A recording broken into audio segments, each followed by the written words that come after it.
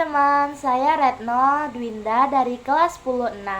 Untuk kali ini kita akan membahas tentang bakteri. Sebelum lanjut, ada yang tahu nggak bakteri itu apa? Nah, bakteri dalam bahasa Yunani yaitu bakterion atau bakterium yang artinya tongkat atau batang. Selanjutnya kita akan membahas tentang ciri-ciri bakteri. Ciri-ciri bakteri yang pertama, bakteri berukuran kecil berdiameter 0,5 sampai 1 mikron dengan panjang 1 sampai 20 mikron. Yang kedua, bakteri disebut mikroorganisme karena ukurannya yang kecil. Yang ketiga, bakteri mempunyai dinding sel. Yang keempat, bakteri hanya dapat dilihat dengan mikroskop. Yang kelima, bakteri adalah organisme bersel satu atau bisa disebut juga dengan uniseluler.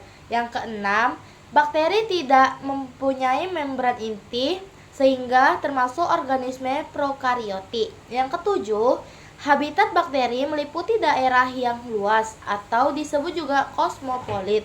Yang kedelapan, bakteri hidup secara soliter atau berkoloni. Selanjutnya, kita akan membahas struktur bakteri.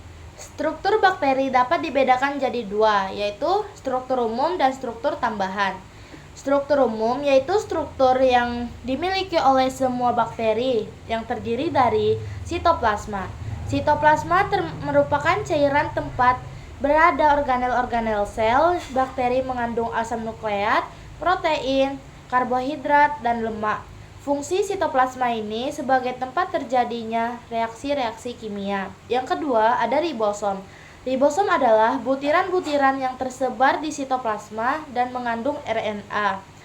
Fungsinya itu sebagai tempat sintesis protein. Yang ketiga, ada nukleoid atau DNA, berfungsi sebagai tempat pengendalian aktivitas sel, mengandung DNA sequencer atau nukleoid. Struktur umum yang keempat ada membran plasma. Membran plasma ini bersifat selektif, permeabel atau hanya bisa dilalui oleh zat-zat tertentu saja. Membran plasma ini terdiri dari fosfolipid dan protein. Fungsinya itu tempat pembentukan mesosom, alat transport elektron dan proton, dan yang terakhir ada alat pengatur keluar masuknya senyawa melalui membran sel. Yang kelima, ada dinding sel. Dinding sel ini tersusun atas peptidoglikan atau gabungan protein dan polisakarida, berfungsi sebagai pelindung dan memberi bentuk bakteri. Selanjutnya ada struktur tambahan. Struktur tambahan yaitu struktur yang dimiliki oleh bakteri tertentu saja. Misalnya, yang pertama ada kapsul. Kapsul berupa lapisan lendir yang berbentuk padat dan tebal. Kapsul tersusun dari polisakarida dan air. Fungsi kapsul sebagai alat pertahanan dan perlindungan, mencegah bakteri dari kekeringan sebagai alat pelekat pada inang, dan yang terakhir ada sumber makanan bagi bakteri. Yang kedua ada flagela. Flagela ini merupakan alat gerak pada bakteri berbentuk batang atau spiral. Berdasarkan letak flagelanya, bakteri ini dapat dibedakan menjadi 5. Yang pertama ada atrik. Atrik ini bisa dilihat dia tidak ada berflagelanya. Yang kedua ada monotrik. Monotrik ini mempunyai satu flagela di ujung salah satu ujungnya. Yang ketiga lovotrik. Lovotrik ini mempunyai sekumpulan flagela di salah satu ujung selnya. Yang keempat amfitrik. Itu mempunyai flagela di kedua ujung selnya. Yang kelima peritrik. Flagelanya dapat di seluruh permukaan selnya. Yang ketiga ada pili. Pili mirip dengan flagela tetapi lebih pendek, kaku, dan berdiameter lebih kecil. Pili ini berfungsi sebagai alat pelengkapan saat bakteri melakukan konjugasi. Selanjutnya kita akan bahas bentuk-bentuk bakteri. Pada dasarnya, bentuk bakteri ini dibagi menjadi 3 macam, yaitu bacillus yaitu batang, coccus yaitu bola, dan spirillum yaitu spiral. Nah, kita akan membahas yang pertama ada bacillus. Bacillus ini bentuknya seperti batang. Bakteri bacillus dapat berupa bacil yang artinya satu, diplobacillus bergandeng dua-duanya, dan streptobacillus bergandeng berbentuk rantai. Yang kedua ada kokus. Kokus ini bentuknya bulat seperti bola. Bakteri kokus ini dapat berupa Diplococcus, yaitu bakteri yang berbentuk bulat saling berpasangan. Yang kedua, Streptococcus, yaitu bakteri berbentuk bulat yang tersusun seperti rantai. Yang ketiga, Staphylococcus, yaitu bakteri berbentuk bulat yang berupa gerombolan seperti buah anggur. Yang keempat ada Sarcina. Sarcina ini bakteri berbentuk bulat yang sekelompok 4-4 sehingga berbentuk seperti kubus dengan 8 sel. Yang ketiga ada spiral atau spirillum yang bentuknya seperti lengkung hampir seperti spiral. Selanjutnya kita akan membahas tentang peranan bakteri. Peranan bakteri itu dibagi menjadi dua, yaitu yang pertama ada peranan bakteri yang menguntungkan dan peranan bakteri yang merugikan. Kita akan membahas peranan bakteri yang menguntungkan. Peranan bakteri yang menguntungkan misalnya itu pembuatan fermentasi makanan dan minuman. Contohnya itu kecap, tempe, keju, yogurt, dan lain-lain.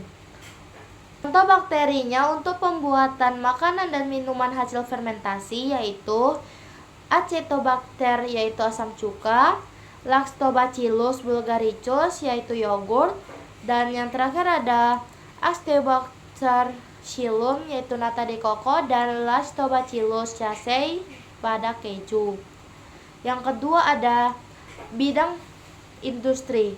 Bidang industri ini memproduksi asam laktat yang bermanfaat untuk membuat tekstil, pembuatan bahan kimia, penghilang zat kapur pada kulit binatang. Yang kedua ada bakteri yang merugikan. Bakteri yang merugikan ini yang pertama ada bakteri yang mengakibatkan penyakit bagi manusia, hewan, dan tumbuhan. Bagi manusia, penyakitnya itu ada Fibrocholerae penyebab penyakit kolera, Rickettsia penyebab tifus. Bagi hewan, ada bakteri Bacillus anthracis penyebab penyakit antraks pada sapi, kerbau, dan domba. Yang ketiga ada tumbuhan, Actobacterium tumefaciens penyebab kanker batang pada tanaman kopi.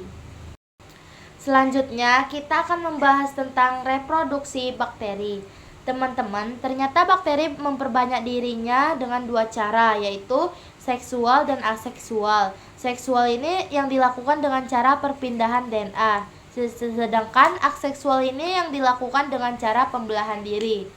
Nah, sekarang kita akan membahas lebih lanjut tentang reproduksi secara seksual.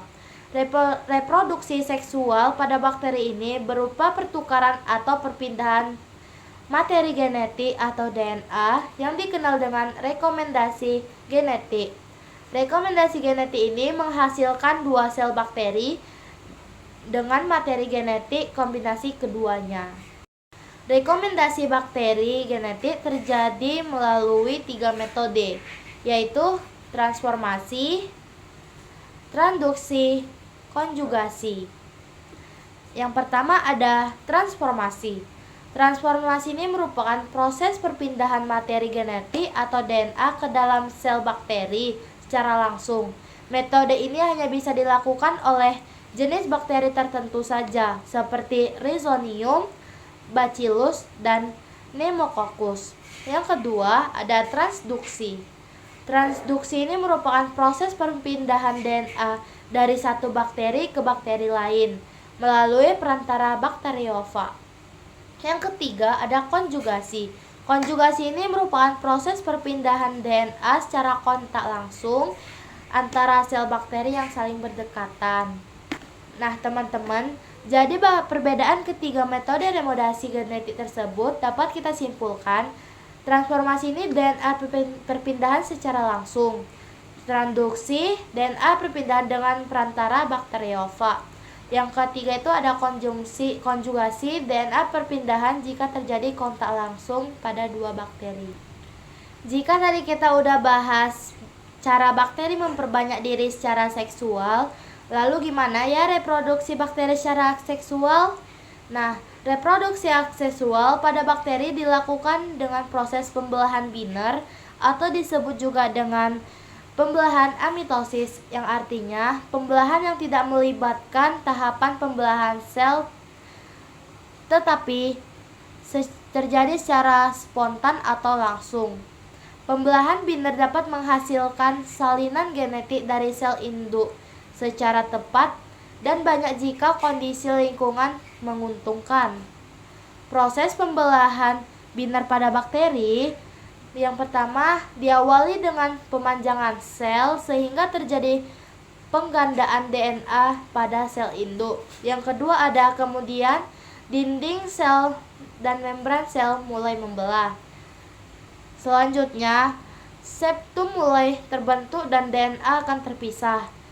Dan akhirnya sel terpisah menjadi dua dengan DNA masing-masing. Sekian penjelasan dari saya, terima kasih.